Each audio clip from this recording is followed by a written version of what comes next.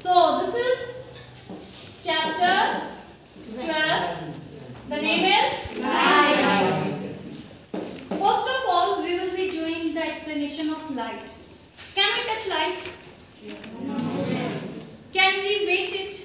No. हम wait कर सकते हैं उसका? इसमें कितना ज्यादा मास है, वेट है? No.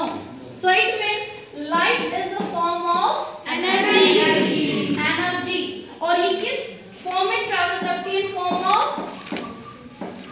Waves. In form of waves. But it energy को सिर्फ बेटा फील किया जा सकता है. And this is a sort of energy which help us to see. अगर हम सन को कुछ टाइम के लिए छुट्टी दे दें कि हाँ भाई आप रेस्ट कीजिए, और अर्थ को अगर सनलाइट या सन रेज नहीं मिलेगी तो क्या पॉसिबल हो पाएगा कि हम डिफरेंशिएट कर पाए when there is a dark and when there will be a day? हम डे एंड नाइट में डिफरेंशिएट नहीं कर सकते. Is this clear? Yes.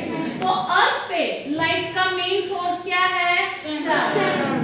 And artificially जब हमारे पास नाइट हो जाती है तो एक प्रॉब्लमेटिक कंडीशन आ जाती है कि तब नाइट में सन तो अवेलेबल है नहीं, तो हम क्या करते हैं उस टाइम आर्टिफिशियल लाइट जो सोर्स होते हैं उनकी हेल्प लेते हैं. क्या लेने के लिए? लाइट. Is this clear? जैसे हमारे CFL हैं, लैंप्स होते हैं, LED हो गए, बल्ब हो गए, so many are there. Is this clear? तो अब हम देखते हैं कि जो हमारे ये वेव्स हैं या आप रेज भी बोल सकते हो, इनके पहले आपको नाम आने चाहिए. क्या आने चाहिए? नाम. एक होती इंसिडेंट रे. अगर ये हमारा सरफेस है, ये हमारा क्या है? सरफेस. तो जो रे आती है यानी इस सरफेस की तरफ इन हो रही है. क्या हो रही है? इन. अगर अंदर कोई आता है, कोई पूछे ना मे आई कम इन, बोलते हैं कि नहीं बोलते हैं? Is this clear?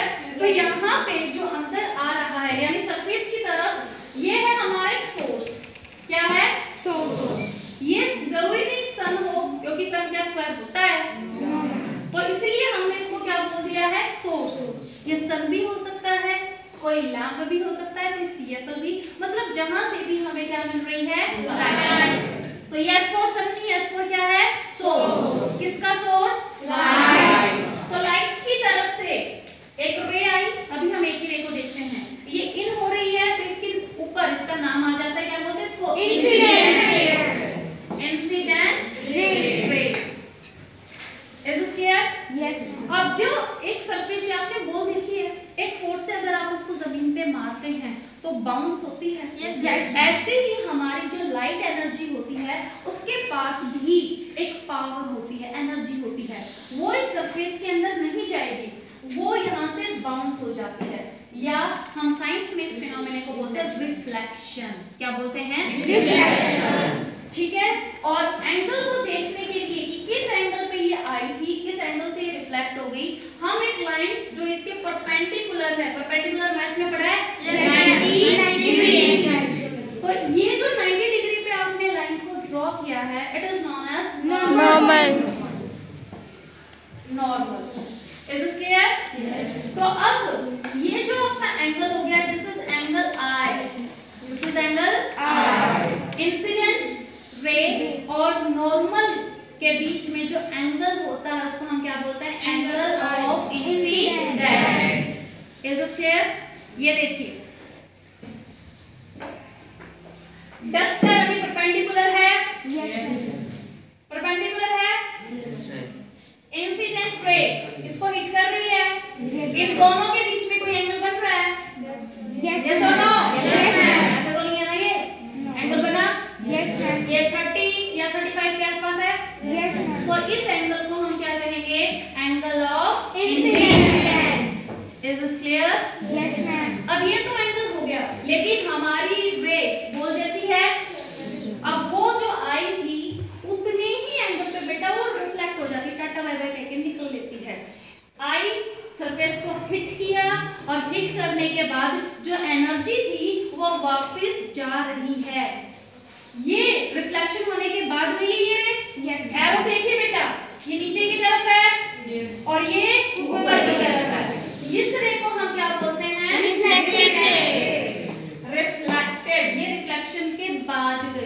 Is this clear? तो नॉर्मल और रिफ्लेक्टेड रे के बीच में जो एंगल होता है उसको हम बोलते हैं एंगल ऑफ रिफ्लेक्शन। रिफ्लेक्शन। और रिफ्लेक्शन का एक लॉ है, एक नियम है, जितने एंगल से ये आई थी उतने ही एंगल से ये रिफ्लेक्ट होती है। Is this clear? Yes, ma'am. Is this clear?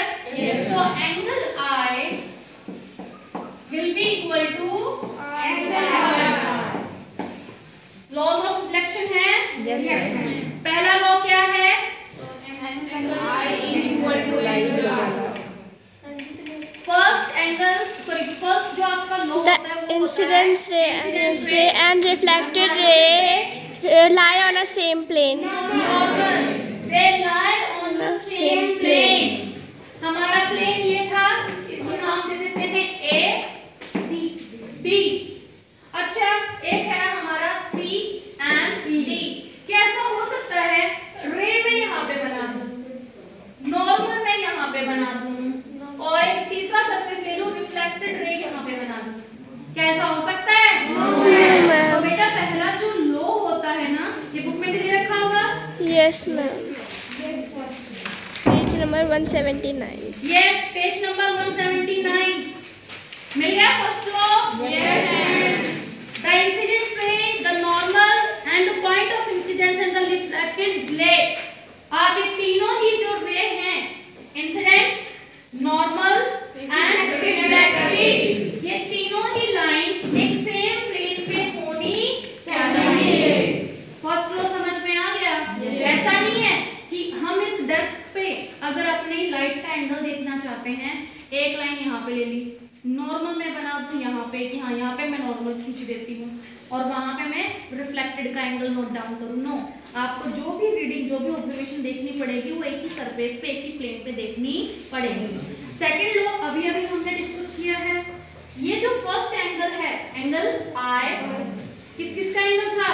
Angle of incidence. ये एंगल हमेशा इतने पे, यानी यहाँ पे देखिए बच्चे, इंसिडेंट रे अगर मान लीजिए 20 डिग्री के एंगल पे आ रही है, 20 डिग्री के एंगल पे आ रही है, तो ये बैक कितने एंगल से होगी? 20। Is this clear? यस। और ये एंगल को मेजर करने के लिए हमें कैसे पता है अभी 20 है? और इसी के लिए हमने बीच में कौन सी लाइन ड्रॉ कर रखी है? तो आप जब डी रखेंगे, ये तो 90 डिग्री होगी ना, और यहाँ से कुछ माइनस करके देख लेंगे। मान लीजिए 70 में इसकी रीडिंग आती है, ठीक है, डी रख के, तो 90 में से 70 माइनस कर देंगे, कितने का डिफरेंस होगा? 20। Is this clear? तो सेम लाइन, ये ऐसे बच्चे कुछ भी बना सकते हैं, एक ऐसे बना दी, नॉर्मल मैम ने कहा था, और फिर एक लाइन ऐसे बना दी। ये डायग्राम गलत है, साफ पता चल रहा है, ये एंगल ज्यादा है, ये एंगल कम है। समझ में आ गया? This is the second law. अब हम आते हैं डायग्राम पे।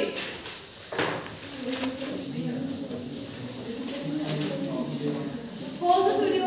We have studied what is light, then we have done what is incident ray. The incident ray is a type of ray which is coming from the source. कहाँ से आ रही थी? Source. किसको हिट किया? Plane.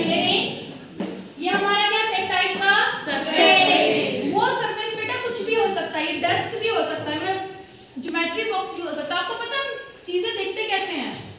एक light का source है जो भी सनलाइट है, गॉट इट? ध्यान से सुनना, सन से रेज आई, जो भी हम चीज देखते हैं पहले वो रेज उसको हिट करती हैं। क्या करती हैं? और हमारी जो आईज है बेटा रिफ्लेक्टेड रेज को कैच करती हैं। किसको? Reflected raise. यानी ये सन से आई, ये कोई भी चीज हो सकती है जो आज हम अभी देख रहे हैं, कोई बच्चा है, वॉल है, फैन है, जिस भी चीज को आप देख सकते हैं। ये सन से लाइट आई, ये रिफ्लेक्ट होके आई, और यहाँ पे हमारी आई होती है। हमारी आई इस लाइट को कैप्चर करती है, रिफ्लेक्टेड लाइट को। Is this clear? जिस चीज को हम देख नहीं पाते, आपने कभी सोचा ही नहीं, जैसे हम लाइट ऑफ करते हैं उस रूम में डार्क हो जाता है और हम कुछ देख ही नहीं पाते हैं, क्योंकि क्या वहां पे कोई सोर्स है? अगर जिस कमरे में लाइट ही नहीं होगी तो क्या इंसिडेंट रे आएगी? आगे तो सबके पास है। और जब इंसिडेंट रे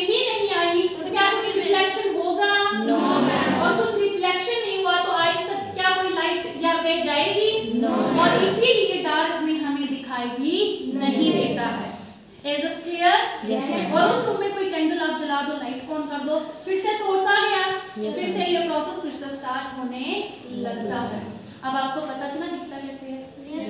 ऐसे, और फिर वो लाइट, मतलब कोई भी चीज अगर आप देख रहे हो उस सरफेस से जो रिफ्लेक्शन हो रहा है वो चीजें हम कैप्चर कर लेते हैं with the help of eyes. Next thing, जो हम बेटा डायग्राम्स बनाते हैं, ये डायग्राम सबको क्लियर हो गया? हम एक एक रे का कर रहे हैं। यहाँ पे इंसिडेंट कितनी ले रखी है? 2। लुक एट हियर, इसको देखिए, 1 and 2, 2 इंसिडेंट है, तो रिफ्लेक्शन के बाद भी कितनी जाएंगी? 2। ये फर्स्ट वाली, ये सेकंड वाली। एंगल को मेजर करने के लिए नॉर्मल भी कितने बनाने पड़ेंगे? 2। Is this clear? Angle A, angle B, angle A equal to angle B, angle C equal to angle B। तो लॉज ऑफ रिफ्लेक्शन इसका मतलब आपके क्लियर, गॉट इट? अब हम आगे चलते हैं। एक बेटा एक्टिविटी दे रखी है, ये लाइट एक लॉ को और फॉलो करती है that it is always going to travel in a straight line, travel in a straight line. इधर देखिए, I am having a notebook, okay. अगर हम इसमें से ऐसे करके देखते हैं, सब कुछ दिखेगा?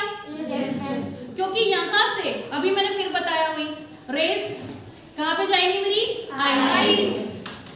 रुक जाओ, इज दिस क्लियर? लेकिन अगर मैं इसको थोड़ा सा फोल्ड कर दूं, क्या कर दूं? फोल्ड। ये जो मैंने एक ट्यूब सी बनाई है, इसको मैं 60 डिग्री पे 30 डिग्री पे टिल्ट कर दूं, क्या मुझे कुछ दिखेगा? क्योंकि रेस तो फिर से भी आएंगी, लेकिन वो रेस एक सीधी डायरेक्शन में ट्रैवल करती हैं। जैसे ही आप अपनी नोटबुक को, अपने पेज को फोल्ड करेंगे तो रे ऐसे नहीं होती कि मैं यहाँ से घुस जाऊं फिर यहाँ से टर्न ले लूं, नो, वो हमेशा एक सीधी लाइन में आती हैं और सीधी ही लाइन में रिफ्लेक्ट होके चली जाती हैं। ये आप जैसी नहीं है, यहाँ से रास्ता नहीं मिला तो यहाँ से घूम के चले जाएंगे। और इसीलिए जैसे आप उस पेपर को या इस ऑब्जेक्ट को फोल्ड करोगे आपको कुछ भी दिखाई नहीं देता है। Got it? Yes ma'am. Next thing, this is page number image formation. अब इमेज पे आते हैं, पेज नंबर 180, पेज नंबर 180।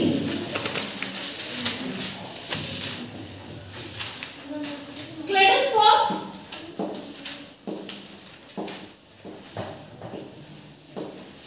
आपने ये टॉय बनाया हुआ है,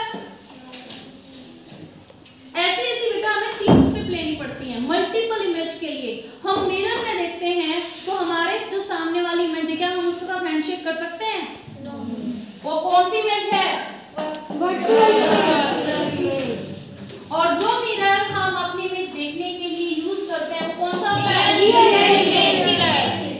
मिरर कैसा होता है? दूसरा मिरर कौन से टाइप का होता है? Convex.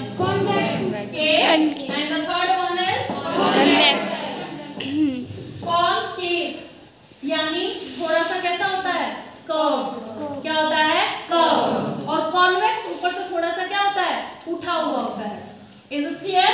Yes ma'am. Is this clear? जो डेंटिस्ट है, जो हम लेंस यूज करते हैं, क्या यूज करते हैं? लेंस। वो भी ऐसे सरफेस से ही बनाई जाती है, लेकिन हम यहाँ पे बात किसकी कर रहे हैं? मिरर की। तो ये जो कॉनकेव मिरर होता है, it is being used by dentist. किस लिए? To see the teeth. Convex use नहीं कर सकते वो। कॉन्वेक्स इमेज को कैसे बनाता है? बड़ी या छोटी? Small. Convex Small. इसको रोटेट कर। आपको दोनों टाइप के बेटा मिरर और उसमें जो इमेजेस हैं, you should know this. Is this clear? जो डेंटिस्ट है, आप ये देखिए कि अगर दो टिप के बीच में अगर इंफेक्शन होगा, कोई कैविटी है, कुछ ब्लैकनेस आ गई, अगर कुछ स्टक हो रखा है या आपका टिप कहीं से टूट रखा है, तो इतना छोटा उसको दिखाई नहीं देगा। इसीलिए वो एक ऐसा हैंडल और हैंडल के आगे एक मिरर लगा रहता है, उसको आपके कहाँ पे प्लेस करके देखता है? माउथ के अंदर। और यहाँ पे जो भी आपकी टेस्ट इमेज इस पे बनेगी, लेकिन ये इमेज कैसी बनती है? साइज में लार्ज होती है, बड़ी होती है। Is this clear? और यहाँ पे फिर वो यहाँ जब आप उसने माउथ में नीचे। वो जो मिरर है वो कहाँ आपके माउथ के अंदर, और वो फिर वो बाहर से देखता रहता है कि हाँ प्रॉब्लम कहाँ है। Is this clear? और ये कौन सा मिरर होता है? कॉनकेव। मतलब जहाँ पे भी मिरर आपको बड़ी इमेज देता है, और कैसी देगा? इसमें इमेज इरेक्ट बनती है या इन्वर्टेड बनती है? It is inverted. आपने प्लेन मिरर किया है, प्लेन मिरर में बेटा आप राइट हैंड उठाओगे ना तो इमेज में आपका कौन सा हैंड दिखाई देगा? लेफ्ट। अगर आप इस साइड गर्दन को ट्रेट कर रहे हो, उस मिरर में कौन सा आपके साइड जाएगा? वो राइट होगा। Is this clear? तो कॉनकेव में जो इमेज बनती है वो वर्चुअल होती है and it will be inverted. It will be inverted.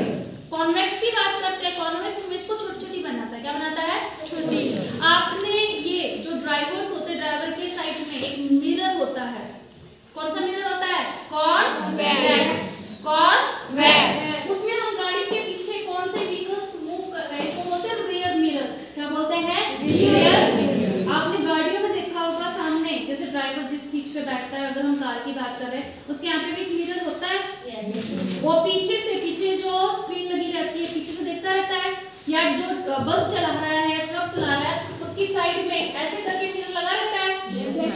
और जो व्हीकल बहुत दूर से आ रहे हैं, आप देखना ट्रक जितना साइज का दिखता है, छोटे छोटे दिखते हैं ना, उस एक मिरर में अगर पीछे से 10 गाड़ियां आ रही होंगी, 2 बड़ी गाड़ियां, 2 बाइक है, 2 छोटी छोटी कार्स हैं, सब दिख जाता है। क्योंकि ये इमेज को कैसे बनाता है? Small and erect. Is this clear? Is this clear? तो वो आपको 4-5 व्हीकल हैं, वो भी इस छोटी सी जगह में नजर आ जाएंगे। यहाँ पे हमने कॉनकेव यूज नहीं किया। कॉनकेव मिरर अगर हम यूज करते बच्चे तो इमेज कैसी बनती? तो हमारे इतने से मिरर में ड्राइवर को अंदाजा हो ही नहीं पाता कि पीछे से कितना ट्रैफिक, कितने व्हीकल्स हमारी बस की तरफ या हमारे ट्रक या हमारी कार की तरफ आ रहे हैं। Is this clear? इस चीज को बड़ा करने के लिए कॉनकेव और छोटा देखने के लिए एक क्वेश्चन इसमें ये भी है। एम्बुलेंस देख रहे हैं आपने? yes, हमेशा उल्टा लिखा जाता है। yes, क्योंकि जब एम्बुलेंस अगर मैंने सीधा लिख दिया तो यहाँ पे जो इमेज बनेगी वो कौन बना रहा है? कॉन्वेक्स। और कॉन्वेक्स में जो इमेज बनती है वो इरेक्ट होती है लेकिन इन्वर्टेड होती है। कैसी होती है? इन्वर्टेड। उल्टी होती है वो। तो एम्बुलेंस जैसा लिख रखा है मिरर में तो उल्टी दिखाई देंगे ना वो। अगर एम्बुलेंस आपने मिरर देखिए बच्चे, ये लेफ्ट टू राइट एम्बुलेंस ई पे खत्म कर रखा है, तो ये हमेशा उस पे ऐसे नहीं लिखे जाते, उस पे स्टार्ट होगा ई से, ऐसे लिखे जाते हैं ताकि मिरर में ये करेक्ट डायरेक्शन में दिखे। अभी मैंने मिरर की बात बताई थी ना, लेफ्ट ऊपर करोगे तो क्या दिखता है? Got it? तो जो ड्राइवर एम्बुलेंस से आगे ड्राइव कर रहा है उसको एम्बुलेंस और रेड अक्षर में लिखा हुआ क्लियर दिख जाता है, और वो अपने व्हीकल को साइड में करके उस इमरजेंसी पेशेंट के लिए जगह बना देता है। Got it? अब हम इस मिरर की इमेजेस करते हैं, जो रे डायग्राम, इनको हम क्या बोलते हैं? रे डायग्राम। वो इमेज बनी तो बनी कैसे? उसके लिए आपको कुछ बेसिक टर्म्स करनी पड़ेगी। Look at here. अच्छा, क्लेडोस्कोप, ये तो जो हमारे मिरर्स होते हैं, कॉनकेव, कॉन्वेक्स है या प्लेन मिरर है, जहां जिसके सामने हम रेडी होते हैं खड़े होने के लिए, ठीक है। अब ये सारी इमेज कैसे बना रहे हैं? एक एक। क्या बना रहे हैं? एक एक। लेकिन अगर आप क्लेडोस्कोप में ऐसी आपको 3 स्ट्रिप मिरर की लेनी पड़ेगी। एक मिरर, ये तो अभी डस्टर लग रहा है, मिरर को होल्ड करके देखा कभी किसी ने? पतला सा होता है, एक तरफ सिल्वर कलर का होता है, एक तरफ पॉलिश्ड होता है, ठीक है। वो पॉलिश उतर जाएगी ना तो आपको ऐसा ट्रांसपेरेंट नजर आएगा। Got it? सिल्वर नाइट्रेट होता है वो केमिकल। आप अगर इस नॉर्मल से ग्लास के पीछे वो सिल्वर नाइट्रेट लगा देते हैं, पॉलिश कर देते हैं, तो ये भी आपका मिरर में कन्वर्ट हो जाता है। वो मिरर किसी काम का रहता है जिसकी पॉलिश उतर जाती है, ऐसे ही बन जाता है। तो यहाँ पे ये देखिए, suppose this is a mirror, जो हमारा हिस्सा पेंटेड होता है उसको हम ऐसे दिखाते हैं। Got it? तो ये जो पेंटेड है, यहाँ पे लाइट नहीं आती है, लाइट आती है इस प्लेन वाले पे, गॉट इट? ये हमारा क्या बन गया? नॉर्मल। ये इंसिडेंट रे आती हैं, यहाँ से रिफ्लेक्ट होके चली जाती हैं। ये हम कल करते हैं। Got it?